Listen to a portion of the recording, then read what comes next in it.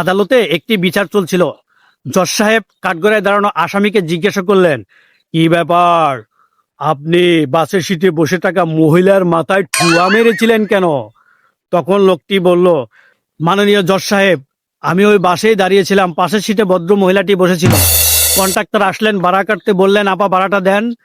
এবার মহিলাটি তার বড় ব্যক্তি বের করে বড় ব্যক্তির চেনটি খুলে ছোট ব্যক্তি বের করে ছোট ব্যক্তির ভিতর থেকে 10 টাকার নোট বের করে ছোট ব্যক্তির চেনটি লাগিয়ে দিয়ে বড় ব্যক্তির ভিতর ঢুকিয়ে দিয়ে বড় ব্যক্তির চেনটি লাগিয়ে দিলেন। ততক্ষণে কন্ট্রাক্টর হাঁটতে হাঁটতে দূরে চলে গেলেন। এবার ভদ্র মহিলাটি বড় ব্যক্তি বের করে বড় ব্যক্তির চেনটি খুলে ছোট ব্যক্তি বের করে ছোট ব্যক্তির চেনটি খুলে তার ভিতর 10টি টাকার নোট ঢুকিয়ে দিয়ে ছোট ব্যক্তির চেনটি লাগিয়ে দিয়ে বড় ব্যক্তির ভিতর ঢুকিয়ে দিয়ে বড় ব্যক্তির চেনটি লাগিয়ে দিলেন। ততক্ষণে কন্ট্রাক্টর হাঁটতে হাঁটতে আবার কাছে চলে আসলেন, বললেন, আপা ভাড়াটা দেন। এবার ভদ্র মহিলাটি বড় ব্যক্তি বের করে বড় ব্যক্তির চেনটি খুলে ছোট ব্যক্তি বের করে ছোট ব্যক্তির ভিতর থেকে 10টি টাকার নোট বের করে ছোট ব্যক্তির চেনটি লাগিয়ে দিয়ে বড় ব্যক্তির ভিতর ঢুকিয়ে দিয়ে বড় ব্যক্তির চেনটি লাগিয়ে দিলেন। ততক্ষণে কন্ট্রাক্টর হাঁটতে হাঁটতে আবার দূরে চলে গেলেন।